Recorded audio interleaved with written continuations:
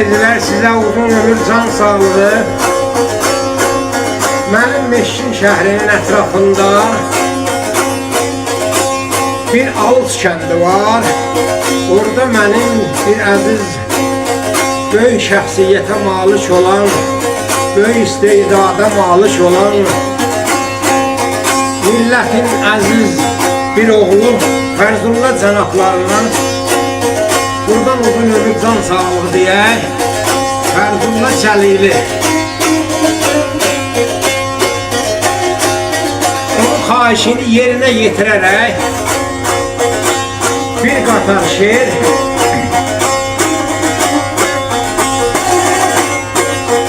əzizimiz, ustadımız, böyük şairimiz Şair Əsəddən deyək.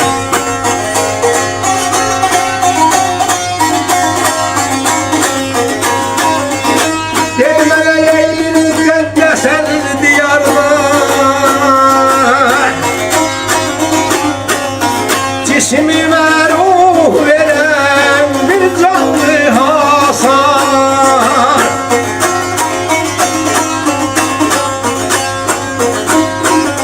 Yükseldim ey dünyada ya balam, balam, balam hasar adıyla.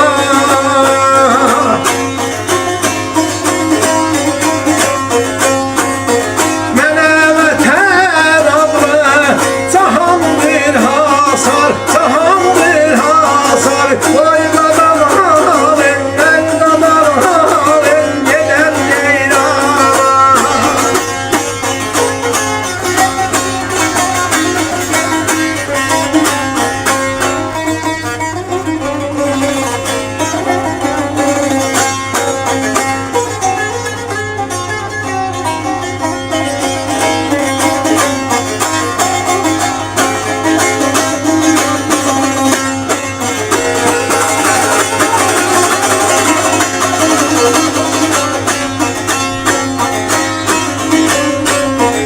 Bəli, mənə müqəddəs əziz bir diyardır. Cismimə ruh verən bir canlı hasar. Yüksəldim dünyada hasar adıyla. Mənə vətən adlı cahan bir hasar.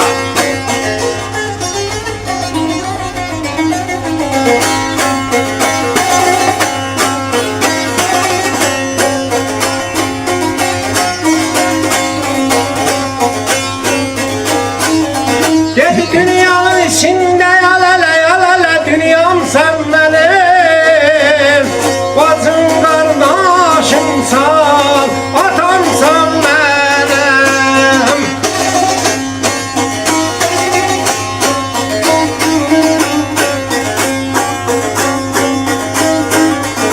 Atamsan ey atamsan ey atamsan benim. Bu canın ağına kurban bir hasar, kurban bir hasar. Oy kadar halim, ben kadar halim, yalan ceylan.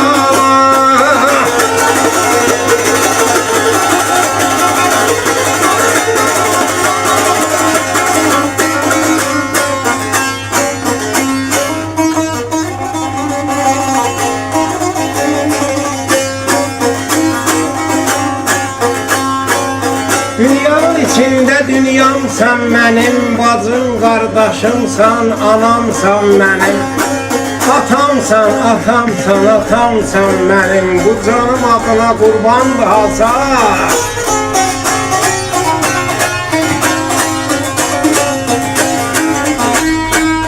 Dedi bahar senden alele alele, yayılır çöle mahala hey.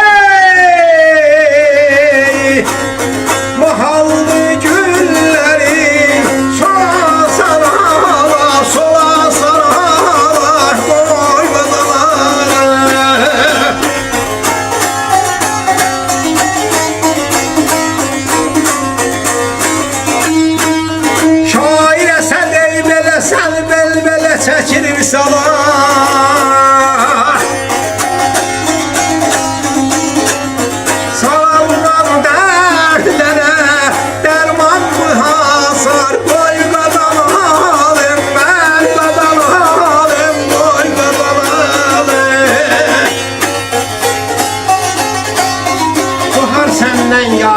çölə mahlar.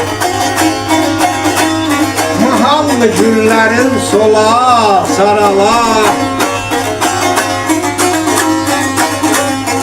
Şailə sət səni